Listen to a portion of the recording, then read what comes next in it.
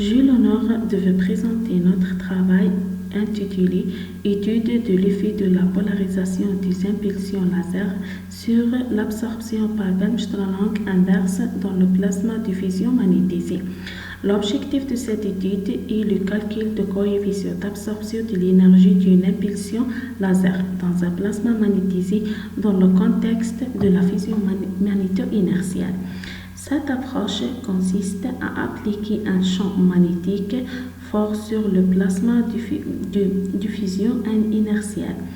Dans ce travail, nous intéressons à l'étude de l'absorption de l'énergie laser par le mécanisme d'absorption par Wärmestrahlung inverse électron-ion.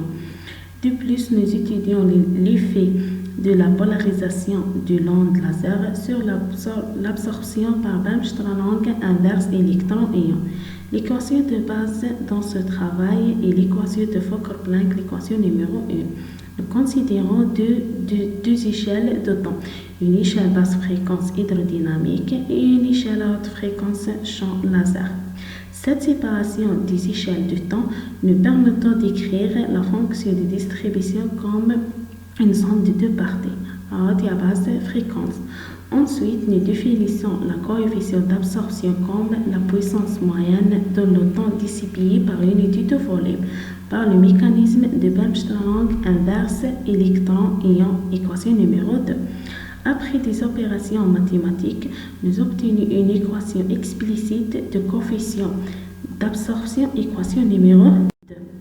Nous représentons sur la figure numéro 1 l'effet de champ magnétique appliqué B0 sur l'absorption gamma dans la gamme de B inférieure à 50 Tesla.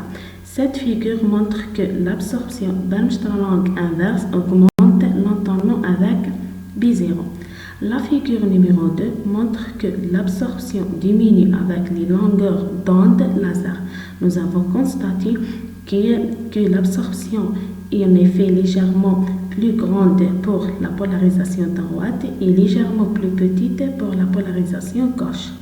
Dans cette étude, nous permet d'optimiser les paramètres de l'impulsion laser afin d'obtenir une absorption efficace.